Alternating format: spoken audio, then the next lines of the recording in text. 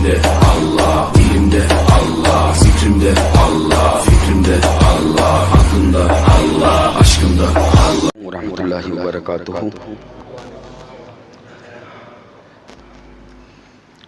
Elhamdülillah. Elhamdülillahi Rabbil alemin. Vessalatu vesselamu ala seyyidil murselin.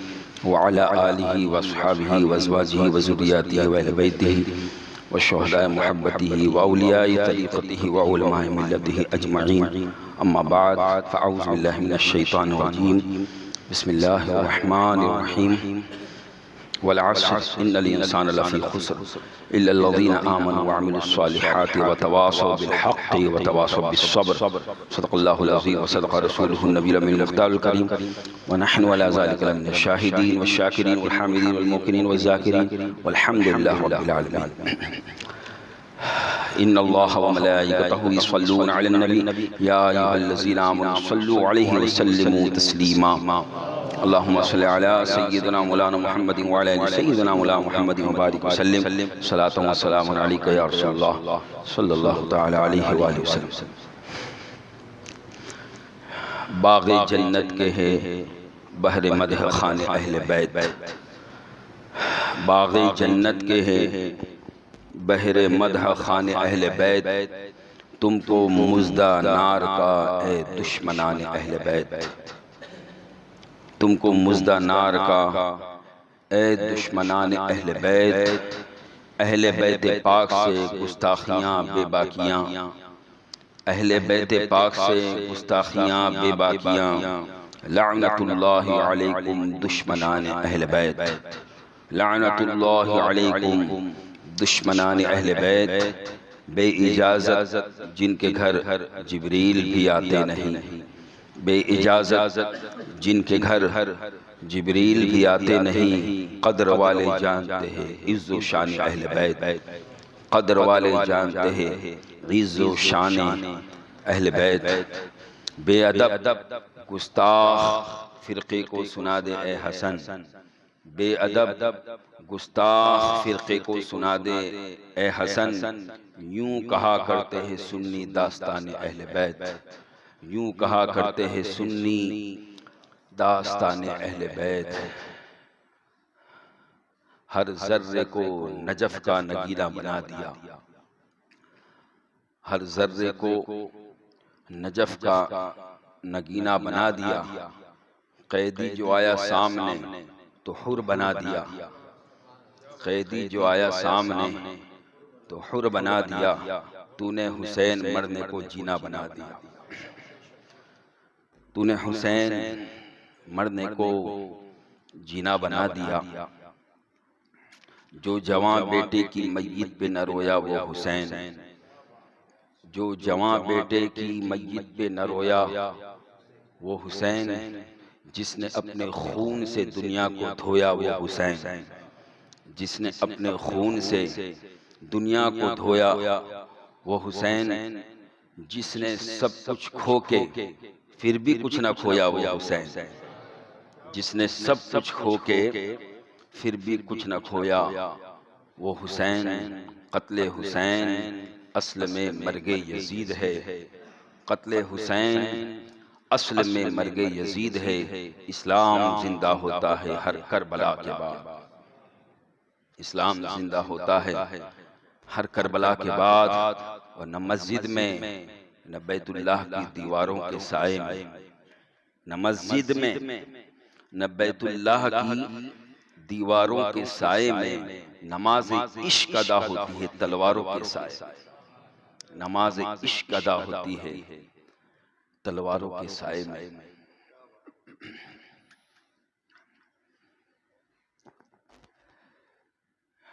اہل بیت اطہار کا وہ مقدس قافلہ اور نورانی قافلہ مدینہ منورہ سے چلتا ہے اور مدینہ منورہ سے مکہ معظمہ پہنچتا ہے. لیکن مکہ معظمہ میں بھی اہل بیت اطہار کے اس مقدس قافلے کو اور بالخصوص امام علی مقام عز الاسلام سید الشہداء حضرت امام علی مقام امام حسین رضی اللہ تعالیٰ عنہ چین سے رہنے نہیں دیا گیا۔ کوفے والوں نے بار بار خطوط لکھے کہ آپ آئیے، ہم آپ کا ساتھ دیں گے، سامنے جو حکومت ہے وہ ظالم حکومت ہے، آپ حقدار ہے، آپ حق پر ہے، ہم آپ کا سپورٹ کریں گے، ساتھ دیں گے، آپ تشریف لائیے۔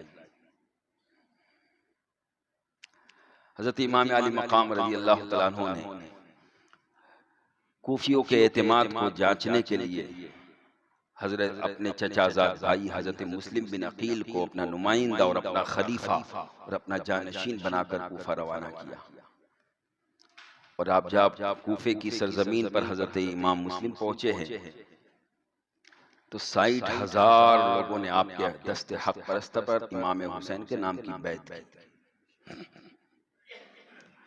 اس وقت کے جو گورنر نعمان بن بشیر تھے وہ محب اہل بیت تھے، انہوں نے کوئی بیچ میں روڑا نہیں ڈالا، لیکن یہ بات جب دمشق میں، سیریا میں، ملک شام میں جب یزید کو پہنچی اور یزید کو پتا چلا کہ تیری حکومت سے کوفہ تو نکل رہا ہے، چونکہ وہاں مسلم بن عقیل نمائندہ حسین، جانشین حسین، خلیفہ حسین آ گئے اور کوفہ کے لوگ ان کا ساتھ دے رہے، تیری حکومت کا تختہ پلٹ سکتا ہے۔ اس نے اپنے معتمد اور اپنے بھروسے مند دوست شمر ذی الجوشن اس کو بلایا، اس سے مشورہ کیا، اور یہ وہی بدبخت ہے شمر ذی الجوشن، کہ یہ وہ بدبخت ہے جس نے ہر مقام پہ، ہر جگہ پر غلط مشورہ دیا، اور پہلے اس کے تعلق سے کہ یہ مولا علی کی طرف تھا۔ جب جنگ صفین ہوئی ہے تو اس میں مولا کائنات کی طرف تھا، لیکن یہ بدبخت، یہ ملعون پھر بعد میں اہل بیت کا دشمن ہو گیا، عداوت و بغض اس کے دل میں آ گیا۔ المختصر، اس کے مشورے سے بصرہ کا جو گورنر تھا ظالم ابن زیاد، عبید اللہ ابن زیاد، اس کو وہاں کا حاکم بنا کر، وہاں کا چارج دے کر کوفہ میں روانہ کیا یزید نے، اور وہ جب پہنچا ہے تو اس نے جو ظلم کی انتہا کی، ایسے ظلم اس نے کیے، لیکن وہ کوفی جنہوں نے حضرت مسلم بن عقیل پہ ہاتھ رکھ کے وفائی کی بیعت کی تھی، ایک ایک کر کے ساتھ چھوڑتے چلے گئے۔ ایک وقت ایسا آیا کہ حضرت مسلم بن عقیل جب نماز ادا فرما رہے ہیں، پیچھے ہزاروں کا مجمع ہے آپ کے چاہنے والوں کا، لیکن جب سلام پھیر کے دیکھا تو سوائے چند لوگوں کے اور کوئی نہیں۔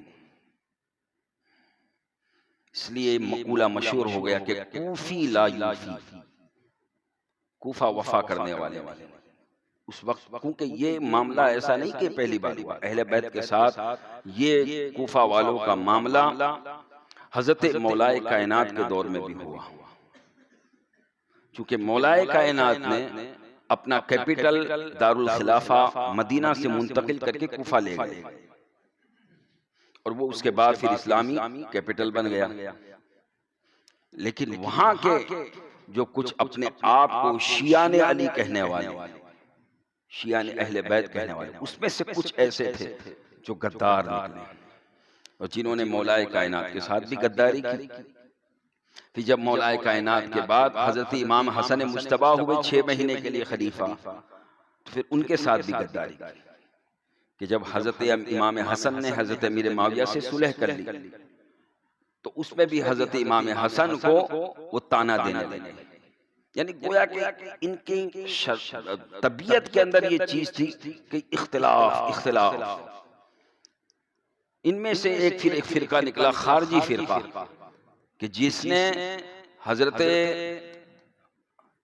امام حسن اور مولا کائنات یعنی اہل بیت کے خلاف بھی ایک محاذ قائم کیا، اور امیر معاویہ کے خلاف بھی محاذ قائم کیا، صحابہ کے خلاف، وہ خارجی کہلایا۔ اچھا، پھر ان کی جو علامت بتائی گئی ہے کہ وہ جنگیں وہ نہروان کے قریب جمع ہوئے اور وہاں پر ان کی زندگی کا عالم یہ تھا کہ جب ان کی بستی میں پہنچے ہیں تو کوئی قرآن کی تلاوت کر رہا ہے، کوئی نماز پڑھ رہا ہے، اتنی عبادت گزار. لیکن حال یہ کہ جب ان سے پوچھا گیا تو معاذ اللہ بولے مولا علی بھی اسلام سے نکل گئے، امیر معاویہ بھی اسلام سے نکل گئے. اللہ، یہ فتنہ پرور گروپ، خارجی گروپ.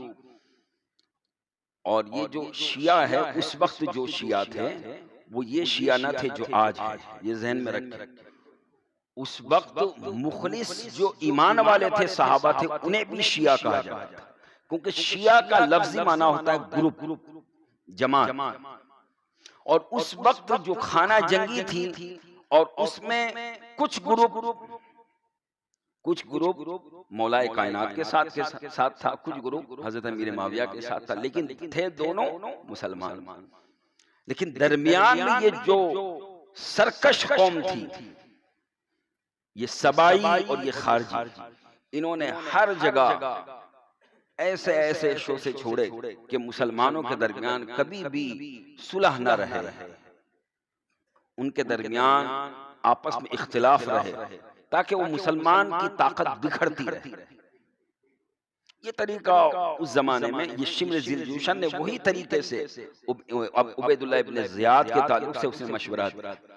اور وہ پہنچا عبید اللہ ابن زیاد اور اس نے اپنا کام کرنا شروع کیا، ظلم کرنا شروع کیا کوفہ والوں پر. سب کو بلایا، بڑے بڑے رئیسوں کو کوفہ کے، کہ اگر تم نے مسلم بن عقیل کا ساتھ دیا تو ہم تمہارے گھر کو جلا دیں گے، ہم تمہارا یہ کر دیں گے. وہ اب ایک ایک کر کے ساتھ چھوڑتے چلے. اللہ کی وفاداری یہ ہے، اہل بیت سے وفاداری یہ ہے کہ جب ہم نے وفاداری کا عہد لیا ہے تو ہمیں سب کچھ قربان کرنا پڑے گا اہل بیت کے نام. لیکن انہوں نے بے وفائی کی، بدعہدی کی، اور حضرت مسلم بالآخر ظلم کی حالت میں، مظلومی حالت میں، مسافری کی حالت میں شہید کر دیے گئے. آپ کے دونوں بیٹے بھی شہید کر دیے گئے. اب یہ سارا کوفہ کا پورا حال بدل گیا. اور ادھر حضرت امام علی مقام اپنے اہل بیت، اپنے قافلے کے ساتھ، گھر والوں کے ساتھ مکے میں تھے، اور وہاں کوفے سے جو خطوط جمع ہوئے تھے وہ اس پر غور فرما رہے تھے. اور حضرت مسلم بن عقیل جیسے ہی وہاں پہنچے تھے، حالات چونکہ اس وقت سازگار تھے تو آپ نے خط لکھ دیا تھا کہ امام آپ تشریف لے آئے، حالات اچھے ہیں، سب آپ کا ساتھ دینے کے لیے تیار ہیں. آپ نے جو ہے رخت سفر تیار کیا. اور پھر اس وقت اکابر صحابہ انہوں نے منع بھی فرمایا. حضرت عبداللہ ابن عباس رضی اللہ عنہ، آپ کے چچا زاد بھائی، منع فرمایا کہ یا امام اب تشریف نہ لے جائے. کوفہ والے بڑے بے وفا ہیں، بڑے بے حد ہیں. انہوں نے آپ کے بھائی کے ساتھ کیا کیا، آپ کے والد صاحب کے ساتھ، آپ تشریف نہ لے جائیں. تو کہا میں تو یہی چاہتا ہوں کہ نہ جاؤں، لیکن کیا کروں، مسلم بن عقیل کا بھی خط آ گیا اور اتنے سارے خطوط آ گئے، اور ہر خطوط کا مضمون ایک ہی ہوتا کہ امام آپ آ جائیں، ہم حق کا ساتھ آپ کا ساتھ دینے کے لیے تیار ہے. اگر آپ نہیں آئیں گے اور کل قیامت کے روز اگر اللہ رب العزت نے پوچھ لیا کہ تم نے ظالم کی بیعت کیوں کی، تو ہم تو کہہ دیں گے کہ ہم نے امام کو دعوت دی تھی، امام نہیں آئے تھے، اس لیے ہم نے بیعت کی. یہ ایسا معاملہ تھا امام کے سامنے. حضرت صدوہ فاضل نعیم الدین مراد آبادی رحمۃ اللہ علیہ آپ فرماتے کہ منع سب کر رہے تھے، لیکن یہ ایسا پیچیدہ مسئلہ تھا کہ آپ سوچ رہے تھے کہ اگر میں نہ گیا اور قیامت کے دن خدا کی بارگاہ میں اگر انہوں نے یہ عریضہ کر دیا تو پھر اس کا کیا جواب ہوگا. حالانکہ شریعت میں یہ گنجائش ہے، شریعت محمد صلی اللہ علیہ وسلم میں گنجائش ہے کہ اگر طاقت نہ ہو، اقتدار نہ ہو، اتنی طاقت نہ ہو تو رخصت پہ عمل کیا جا سکتا ہے. رخصت پہ کہ دل میں برا جانو اور اس کو تسلیم نہ کرو، لیکن رخصت پہ عمل کرنا، رخصت پہ عمل کرنا تو چونکہ ساری امت اس وقت رخصت پہ عمل کر رہی تھی، اب ضرورت تھی اس وقت کوئی ایسا ہو جو رخصت کو نہ بلکہ عزیمت اور عشق و محبت کے راستے پر چل کر اپنا سب کچھ قربان کرے تاکہ قیامت تک مسلمانوں کے لیے ایک مثال قائم ہو جائے. ورنہ رخصت پہ عمل کرنے والے تو ہر دور میں ہوئے، آج بھی رخصت پہ عمل کرنے والے، لیکن عزیمت کے راستے پر چلنے والے، عشق و محبت کے راستے پر چلنے والے، اللہ و رسول کی محبت میں اتنے غرق ہو جانے والے کہ کسی کی پرواہ نہ کرے، سب کچھ قربان ہو جائے، کوئی بات نہیں، اگر میرے خون سے حق بچتا ہے تو میں اپنا خون بہانے کے لیے بھی تیار ہوں۔ یہ جذبہ ہر ایک کو میسر نہیں آتا، اور یہ اس وقت ہم دیکھ رہے تھے کہ یہ چیز کے لائق حضرت امام علی مقام ہی تھے، کیونکہ آپ اہل بیت کے چشم و چراغ تھے، آپ وہ تھے کہ جو حضور کی تربیت میں رہے تھے، حضور نے اپنا لعاب دہن انہیں دیا تھا، حضور نے اپنے کندھوں پہ سوار کر کے ان کی تربیت فرمائی تھی، حضور نے ان کے تعلق سے فرمایا تھا کہ یہ مجھ سے ہے میں اس سے ہوں، حضور نے ان کے تعلق سے بچپن میں فرما دیا تھا کہ یہ جنتی نوجوانوں کے سردار ہیں، بچپن ہی میں، چھوٹے پن کے عالم میں اس وقت سیادت مل گئی تھی۔ اب یہی جو ہے اس بات کے حقدار تھے کہ آپ جو ہے اس کی طرف قدم بڑھاؤ۔ پھر جو ہے بات یہ تھی کہ ایسا نہیں کہ امام علی مقام انجان تھے، نہیں، امام علی مقام کو بھی معلوم تھا، چونکہ حضرت امام علی مقام کے بچپن ہی سے آپ کی شہادت مشہور ہو چکی تھی۔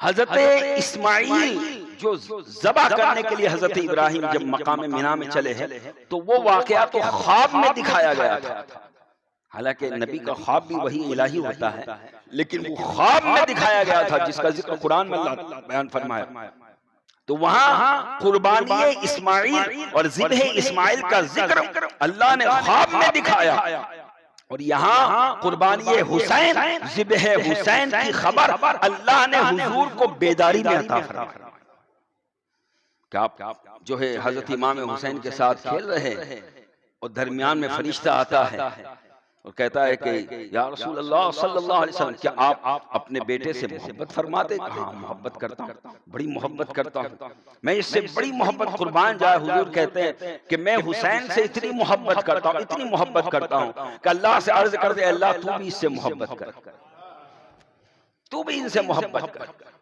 اور پھر عرض کرتے کہ اے اللہ میں محبت کرتا ہوں، تو بھی ان دونوں شہزادوں سے محبت کر، اور قیامت تک جو بھی ان سے محبت کرے ان سب سے محبت کر۔ خوشخبری ہو حسن و حسین سے محبت کرنے والوں، تم اس دعا میں شامل ہو، اور اسی طریق پر اللہ ہمیں مرتے دم تک قائم رکھے کہ حسن و حسین سے محبت، چونکہ امام علی مقام سے جب حضور نے محبت فرمائی، اللہ سے عرض جو ہے اس فرشتے نے کہا کہ جب آپ اتنی محبت فرماتے ہیں تو آپ کو پتا ہے کہ یہ آپ کا بیٹا آپ کے بعد آپ کی امت ان کو شہید کر دے، قتل کر دے، شہید کر دے۔ آپ رزار و قطار رونے لگے، کہا میرے چاہنے والے اسے شہید کر دیں، میری امت میرا کلمہ پڑھنے والے، کہا ہاں، اور اگر آپ چاہو تو میں وہاں کی مٹی بھی لا کے دکھاؤں۔ وہ فرشتے نے میدان کربلا کی مٹی لا کر رسول پاک صلی اللہ علیہ وسلم کو عطا فرمائی، اور حضور نے ایک روایت میں وہ مٹی اپنی زوجہ محترمہ حضرت ام سلمہ رضی اللہ تعالیٰ عنہ کو عطا فرمائی، اور کہا اس مٹی کو سنبھال کے رکھو، جب یہ مٹی خون بن جائے گی تو اس وقت میرا بیٹا حسین شہید کر دیا جائے گا۔ حضرت ام سلمہ نے مٹی سنبھال کے رکھی، اور محدثین فرماتے ہیں کہ جب 10 عاشورے کا دن آیا، حضرت ام سلمہ نے خواب دیکھا، حضور بڑے پریشانی کے عالم میں، کہا یا رسول اللہ کیا بات ہے، آپ کے بال بکھرے ہوئے، حالت ایسی، کہا آج صبح سے میں کربلا میں ہوں، اور وہاں میرے اہل بیت پر جو ظلم و ستم ہو رہا ہے میں اس کو اپنی آنکھوں سے دیکھ رہا ہوں، اور ایک شیشی آپ کے ہاتھ میں تھی، اور کہا صبح سے شہیدان کربلا کے خون ایک شیشی میں جمع کر رہا ہوں۔ اب کوئی کہہ سکتا ہے یہ خواب ہے، لیکن یاد رکھے حضور نے فرمایا میری شکل میں کبھی شیطان نہیں آ سکتا، اور یہ خواب بھی دیکھنے والی کون ہے؟ حضرت ام سلمہ ہے، حضرت عبداللہ ابن عباس ہے، انہوں نے بھی خواب دیکھا، انہوں نے بھی پراگندہ حال دیکھا، اور بال بکھرے ہوئے، گرد و غبار میں، اور آنکھیں سجی ہوئی، پریشانی کے عالم میں، کہا یا رسول اللہ یہ حال، کہا صبح سے میں مقتل کربلا میں ہوں، اور وہاں میرے اہل بیت پر جو ظلم و ستم ہو رہا ہے اس کو میں دیکھ رہا ہوں۔ آپ نے وہ تاریخ لکھ لی جس دن خواب دیکھا، چند روز کے بعد خبر آئی کہ امام علی مقام کربلا کے میدان میں شہید کر دیے گئے. تو آپ نے جب وہ تاریخ دیکھی تو آپ کو جو ہے سمجھ میں آیا کہ جس دن میں نے خواب دیکھا تھا وہ 10 عاشورے کا دن تھا، محرم کا دن. اور حضرت ام سلمہ رضی اللہ تعالیٰ عنہ یہ بھی جب خواب سے بیدار ہوئی تو آپ کو فوراً خیال آیا. وہ مٹی دیکھی تو وہ مٹی جو شیشی میں بند کر کے رکھی تھی وہ خون بن چکی تھی.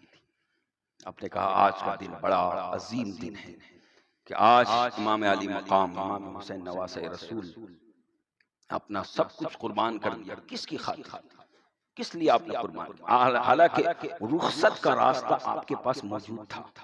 آپ چاہتے تو رخصت کے راستے پر عمل کر کے اپنی جان بچا لیتے، اپنے گھر والوں کی جان بچا لیتے.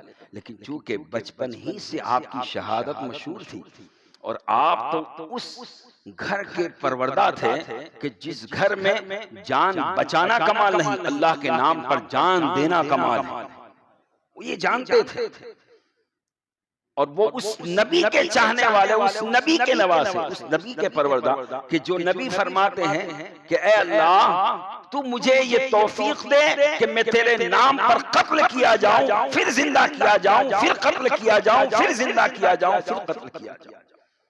اس لیے کہ اللہ کے نام پر مرنے میں جو لذت ہے وہ لذت کو یہ اہل بیت سمجھتے ہیں. وہ لذت، اس لذت کو یہ اہل بیت سمجھتے ہیں. اور حسین سے بہتر کون سمجھ سکتا ہے؟ یاد رکھو امام علی مقام رضی اللہ تعالیٰ عنہ اس وقت جس وقت آپ اکابر صحابہ تشریف لے گئے، اصاغر صحابہ میں آپ اکابرین میں سے تھے، اور ایسے اکابرین میں سے کہ علم، تقوی، طہارت، عبادت، شجاعت، سخاوت، ہر کمال میں آپ کا کوئی ثانی نہ تھا. ہر کمال آپ کے پاس. یوں تو دیگر صحابہ کے پاس بھی تھے، لیکن جو کمال اور جو ہے کمال کا جو نقطہ امام علی مقام کے پاس تھا وہ کسی کے پاس نہ تھا. کیوں؟ اس لیے کہ امام علی مقام رضی اللہ تعالیٰ عنہ تربیت پائی تھی مدینۃ العلم کی زانوں پر، اور پھر جب کچھ سمجھدار ہوئے تو تربیت پائی ہے آپ نے باب العلم کے بارگاہ. آپ کو تربیت دینے والے رسول پاک صلی اللہ علیہ وسلم مولا کائنات. اور پھر قربان جائے آپ نے حضرت ابوبکر صدیق کا بھی خلافت کا زمانہ دیکھا، عمر فاروق اعظم کا بھی دور خلافت دیکھا، عثمان غنی کا بھی دور خلافت دیکھا. عثمان غنی کے دور خلافت میں تو مولا کائنات نے امام حسن اور امام حسین، یہ دونوں اس وقت نوجوان تھے، آپ نے خود خلیفہ کی پہرے داری کے لیے دروازے پر امام حسن اور امام حسین کو متعین کیا تھا. یہ محبت تھی ان کی آپس میں. لیکن پھر وہی بلوائی لوگ جنہوں نے پیچھے سے جا کے حملہ کیا اور ایک نیا فتنہ، ایک بڑا فتنہ اسلام میں آغاز ہوا. امام خلیفہ مسلمین حضرت سیدنا عثمان غنی رضی اللہ عنہ کی شہادت سے پھر یہ جو ہے یہ سلسلہ چلتے چلتے پھر حال یہ ہوا کہ 61 ہجری میں جا کر کربلا کا واقعہ پیش آیا. امام علی مقام رضی اللہ تعالیٰ عنہ آپ کی پوری زندگی آپ دیکھیں تو جو رب نے فرمایا والعصر، قسم زمانے کی، ان الانسان لفی خسر، تمام انسان گھاٹے میں اور خسارے میں، الا الذین آمنوا وعملوا الصالحات، گھاٹے، نقصان اور خسارے سے بچنے والے، فائدے میں رہنے والے انسان وہ ہے کہ جنہوں نے ایمان کو اپنایا، نیک عمل کیے اور حق کے راستے پر چلے، خود بھی حق کے راستے پر رہے، دوسروں کو بھی حق کی وصیت کی، خود بھی صبر کے راستے پر چلے، دوسروں کو بھی صبر کی وصیت کی. اس کی مکمل عملی تفسیر امام علی مقام کی زندگی پاک. پوری زندگی آپ، حالات ایسے ہو گئے مکی دور میں تو پھر آپ کو مجبوراً رخت سفر باندھنا پڑا المختصر. راستے میں آپ کو پتہ بھی چلا مسلم بن عقیل کی شہادت کا، لیکن چونکہ پھر ایک روایت یہ بھی ملتی ہے کہ حضرت عبداللہ ابن عباس سے آپ نے کان میں کہا کہ میں نے ایک خواب دیکھا ہے اور میں مکے سے اس لیے جا رہا ہوں کہ وہ خواب میں نے دیکھا ہے اور میں اب یہاں نہیں رہوں گا. مجھے وہ خواب میں بشارت دی گئی. انہوں نے کہا وہ خواب مجھے بتا دو. کہا وہ میں نہیں بتاؤں گا یہاں تک کہ میں اللہ سے جان جاؤں. آپ سمجھ رہے ہیں امام علی مقام انجان نہ تھے، آپ کو پتا تھا، آپ کو معلوم تھا کہ کیا حالات ہونے والے ہیں، کیا گزرنے والی ہے. اور اگر بندے کو پتا ہو کہ یہاں کھڈا ہے تو پھر آج بندہ کیا کرے گا؟ بچنے کی کوشش کرے گا. لیکن وہ امام علی مقام تھے، وہ یہ جانتے تھے کہ یہ تقدیر کا لکھا ہوا ہے، چونکہ اللہ کی طرف سے آیا تھا، یہ حکم اللہ کی طرف سے آیا تھا. بچپن سے آپ کو معلوم تھا. حضرت فاطمہ جان رہی تھی، حضرت مولا کائنات جانتے تھے، حضرت ابو ہریرہ رضی اللہ تعالیٰ عنہ صحابی رسول، وہ تو بازاروں میں گھومتے ہوئے دعا کرتے تھے اللہم انی اعوذ بک من راس الستین و امارت الصبیان. اے اللہ سن 60 کی ہجری سے میں تیری پناہ مانگتا ہوں کہ 60 ہجری کے اندر جو چھوکروں کی حکومت ہو، لونڈوں کی حکومت، سبیان خلیفہ خاندان بنو امیہ کے چھوکروں کی حکومت، عیاشوں کی حکومت، زناکاروں کی حکومت، ظالموں کی حکومت، اے اللہ میں اس سے تیری پناہ مانگتا ہوں. اور حضرت ابو ہریرہ کی وہ دعا قبول ہوئی. 60 ہجری میں آپ نے پردہ فرمایا اور 61 ہجری محرم کے اندر یہ واقعہ پیش آیا. امام علی مقام رضی اللہ عنہ پورے خاندان کو ذبح کر دیا. اور یزید کہ ماننے والے یہ نہ سمجھے کہ وہ کلمہ نہیں پڑھتے تھے، کلمہ پڑھتے تھے. ارے حد ہو گئی. کربلا کے اندر سامنے اہل بیت اطہار ہے، امام حسین کا لشکر ہے، حسینی لشکر ہے، ایک طرف یزیدی لشکر ہے. حسینی لشکر میں بھی نماز، یزیدی لشکر میں بھی نماز، ادھر بھی اذان ادھر بھی اذان، ادھر بھی قرآن ادھر بھی قرآن. ارے حد ہو گئی ان یزیدیوں پر کہ نماز کے اندر، چونکہ نماز پڑھتے تھے اور نماز کے اندر اسی حسین پر درود پڑھتے ہیں اور درود پڑھ کے قتل کر رہے ہیں. کتنے بدبخت اور کتنے ناہنجار اور کتنے ناپاک اور پلید تھے کہ نماز میں اس ذات پر درود پڑھ رہے ہیں. یہاں پر سن لے وہ لوگ جو صرف 5-10 دن تماشے کر کے یہ سمجھتے ہیں کہ ہم حسینی ہیں. سن لے سچے حسینی وہ ہے جو ہر وقت نماز پڑھتے ہیں. سچے حسینی وہ ہے جو پابندی نماز کرتے ہیں. اس لیے کہ جو سچا حسینی ہوتا ہے جب وہ نماز پڑھے گا تو نماز کے اندر آخری قاعدے میں جب بیٹھے گا تو وہ کیا کرے گا؟ آخری قاعدے میں جب وہ بیٹھے گا تو سنت کیا ہے؟ وہ کہے گا اللہم صلی علی محمد، اے اللہ محمد پر درود و سلام، درود و رحمت نازل ہو، وعلی آل سیدنا محمد، اور محمد صلی اللہ علیہ وسلم کی آل پر درود و سلام ہو. یہ آل کون ہے؟ یہ حضور کی آل کون ہے؟ آل اگر فاطمہ نہیں تو کون ہے؟ آل اگر حسن نہیں تو کون ہے؟ آل اگر حسین نہیں تو کون ہے؟ اصل تو یہی ہے. اسی کو تو اعلیٰ حضرت نے کہا کیا بات رضا اس چمنستان کرم کی، زہرا ہے کلی جس میں حسین و حسن پھول. تیری نسل پاک میں ہے بچہ بچہ نور کا، تو ہے عین نور، تیرا سب گھرانہ نور کا. تو وَعَلَىٰ آلِ محمد، یہ ذہن میں رکھے جب آل پر درود پڑھتے ہیں تو ایک نیا معنی ہمیشہ یاد رکھے. آپ کو نماز میں اور لطف آئے گا. جب یہ معنی یاد رکھیں گے تو نماز میں اور لطف آئے گا کہ آل محمد، آل کہتے ہیں اولاد کو. تو حضور کی جو اولاد روحانی ہے وہ تو ساری امت ہے، لیکن اولاد جسمانی کون ہے؟ اولاد جسمانی کون ہے؟ اولاد جسمانی حضرت فاطمہ ہے، حضرت فاطمہ ہے. اور انہی کے تعلق سے میرے آقا نے فرمایا تھا کہ سب کی نسل بیٹوں سے چلے گی، میری نسل فاطمہ سے چلے گی. یعنی حسن و حسین آل محمد صلی اللہ علیہ وسلم کی اصل ہے، آل رسول کی اصل ہے.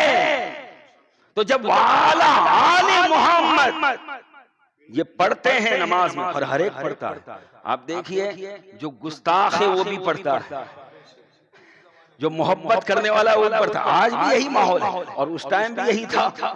یزیدی بھی پڑھتے تھے اور حسینی تو سبحان اللہ مسرور ہو کے دل کے ساتھ دعاؤں کے ساتھ پڑھتے تھے. لیکن جو یزیدی تھے وہ بھی پڑھتے تھے. کتنا افسوس کی بات ہے کہ جس ذات پر درود و سلام پڑھ رہے ہیں اسی ذات کے لیے پھر تلوار نکل کے کھڑے مارنے کے لیے. کیوں؟ وجہ کیا تھی؟ وجہ یہ تھی کہ شمر ذوالجوشن، عمر بن سعد، یہ جتنے ابن زیاد اور یہ جتنے جو ہے سنان اور خولی، یہ جتنے بدبخت وہاں تھے کربلا میں اور اس کے ساتھ جتنے ساتھی تھے 22,000، یہ سب پر دنیا چھا گئی تھی. سب سے بڑی وجہ دنیا غالب آئی. دنیا کی محبت، دنیا کا حرص، دنیا کی لالچ، دنیا کی طمع. یہ حکومت مل جائے، یہ عہدہ مل جائے، یہ عزت مل جائے، یہ شہرت مل جائے، یہ انعام مل جائے، اسی چکر میں سب جمع ہوئے تھے. رائے کی حکومت کی چکر میں عمر بن سعد آیا تھا کہ مجھے رائے کی حکومت مل جائے گی. تو معلوم یہ ہوا کہ یزیدی وہ تھے کہ جن کے پاس بظاہر ایمان تو تھا لیکن دنیا غالب آ گئی. اور جب دنیا کی محبت غالب آ جاتی ہے تو یاد رکھے میرے آقا نے فرمایا تھا کہ میرے بعد میری امت سب کے سب مشرک ہو جائے گی. ایسا نہیں ہو سکتا. میں نے شرک کی جڑ کو کاٹ دیا. اب کبھی میرے بعد میری امت شرک نہیں کرے گی، مشرک نہیں ہوگی، اللہ کی ذات و صفات میں کسی کو شریک نہیں بنائے. لیکن ہاں مجھے اس بات کا ڈر ہے، حضور نے فرمایا کہ میرے بعد تم پر دنیا چھا جائے گی، دنیا غالب آ جائے گی، تم دنیا کی طرف بھاگو گے. اور آج ہم دیکھ رہے کہ اس وقت بھی یزیدیوں کا یہی حال تھا کہ دنیا غالب تھی. آج بھی جو امام حسین سے مخالفت کرنے والے اور ان کی اطاعت سے دور ہونے والے ان کا بھی یہی حال ہے. دنیا غالب ہے، دنیا میں نام ہو جائے، دنیا میں شہرت ہو جائے، آخرت کا خوف چلا جاتا ہے. لہذا حضرت امام علی مقام امام حسین رضی اللہ تعالیٰ عنہ نے اپنا سب کچھ قربان کر دیا، لیکن اسلام کی جو اصلی صورت ہے وہ دنیا والوں کے سامنے اجاگر فرما دی اور صبر و رضا کی وہ مثال قائم فرمائے. قربان جائے امام علی مقام، صبر و رضا. انسان اپنی بھوک پیاس برداشت کر لیتا ہے لیکن اپنی نظروں کے سامنے چھوٹے چھوٹے بچے بھوکے پیاسے، اچھے اچھوں کا دل دہل جاتا ہے، اچھے اچھوں کے قدم ڈگمگا جاتے ہیں. لیکن یہ امام ہے، امام علی مقام، امام الصابرین، امام الرضا، امام کائنات، امام ولایت. امام علی مقام ہے کہ ایسے ماحول کے اندر بھی آپ کے قدم نہیں ڈگمگائے. 3 دن سے پانی بند کر دیا گیا، خیمہ حسینی میں پانی نہیں پہنچنے دیا گیا، لیکن امام علی مقام اس وقت بھی ایک لفظ اللہ کی بارگاہ میں آپ نے یہ نہیں کہا کہ اے اللہ تو نے ایسا کیوں کیا میرے ساتھ. آج ہوتا ہے نا، تھوڑی سی تکلیف پڑتی ہے تو بہت سے مسلمان یار ہم نے کون سا گناہ کیا جو ہمارے ساتھ ہی ایسا ہوتا ہے. امام علی مقام کی زندگی سے ہمیں سبق لینا چاہیے. امام علی مقام پوری آپ دیکھیے، پوری کربلا کی ہسٹری آپ پڑھیے، کبھی زبان سے الفاظ آپ کے نہیں نکلے. اور یہاں تک کہ اپنے اہل بیت کو، اپنے گھر والوں کو بھی یہ صبر و وصیت کرتے رہے کہ کبھی بھی خدا کی بارگاہ میں ایسے جملے نہ کسنا کہ جس سے اسلامی ہاتھ سے چلا جائے، ایمانی ہاتھ سے چلا جائے. اور کبھی ایسے کام نہ کرنا جو میرے نانا جان کی شریعت کی مخالفت ہو. نہ اپنے گالوں پہ تماچے مارنا، نہ اپنے بالوں کو لوچنا، نہ اپنے سینے کو کوٹنا. یہ حضور امام حسین نے خاص کربلا میں اپنے اہل بیت سے وصیت کی تھی. اب بتاؤ اگر انہی کے نام پر یہ سب کام کیے جائے تو کتنی وفاداری ہو رہی ہے حسین کے ساتھ. خود سوچے. اللہ نے سب کو عقل سلیم دی ہے، سوچنے کا مادہ دیا ہے. یہ دنیا میں تو بھائی لوگ کہہ لیں گے، لیکن ہمیں دنیا میں حسینی لوگ کہے یہ نہیں، ہمیں تو یہ دیکھنا ہے آخرت میں ہمیں حسینی کہا جائے.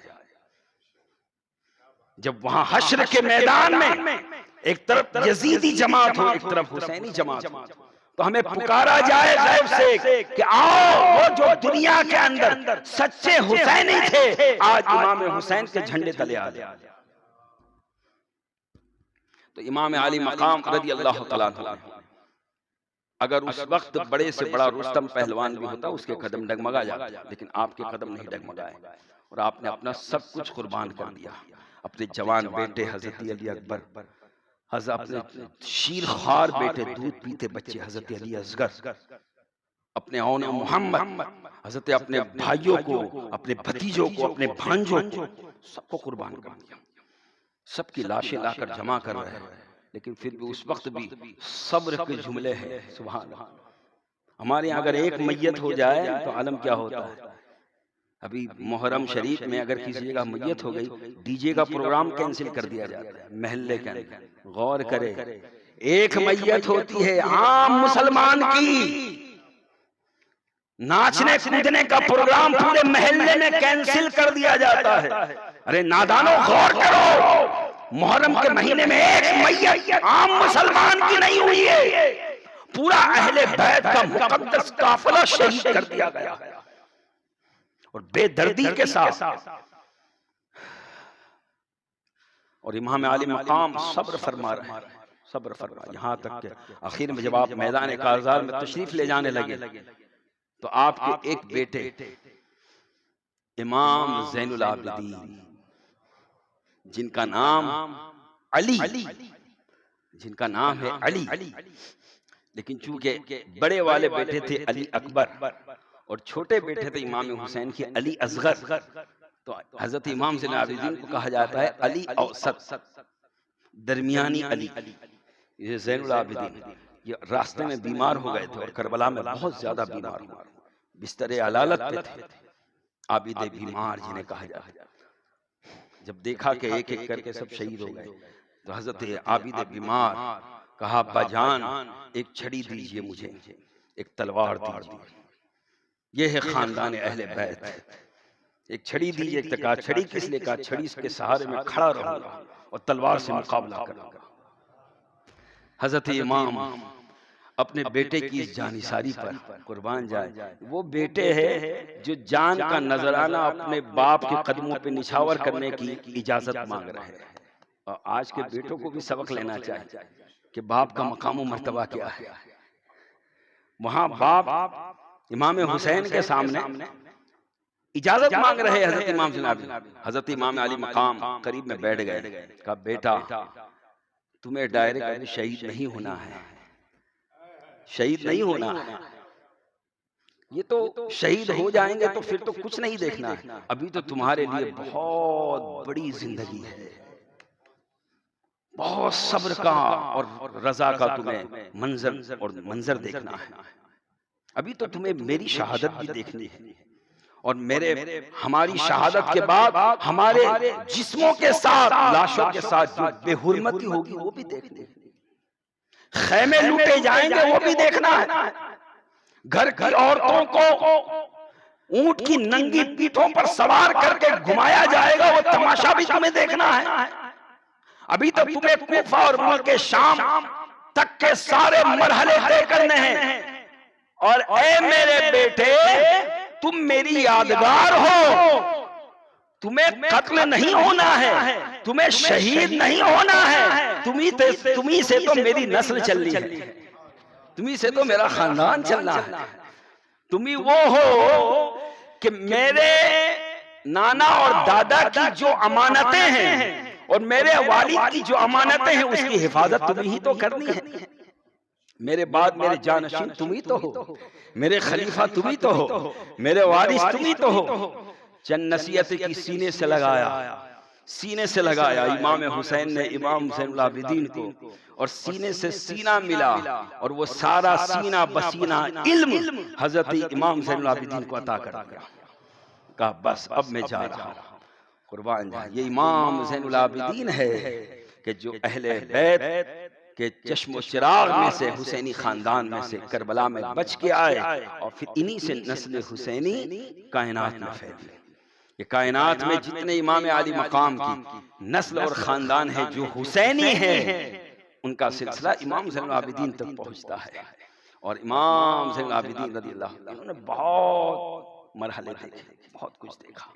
انشاءاللہ چونکہ وقت کا لحاظ رکھنا ہے، میری کوشش ہوگی کہ چونکہ محرم کا مہینہ ہے، آئندہ جمعہ میری کوشش ہوگی کہ امام زین العابدین رضی اللہ تعالیٰ عنہ نے کیا کیا منظر دیکھے اور کیسے آپ کی زندگی گزری، تاکہ اس سے بھی ہمیں سبق لینا ہے، اس سے بھی ہمیں سبق، اہل بیت کی زندگی سے ہمیں سبق لینا ہے، اس لیے کہ اہل بیت اطہار کی زندگی ہی وہ زندگی ہے جو ہمیں گمراہی سے بچا سکتی ہے۔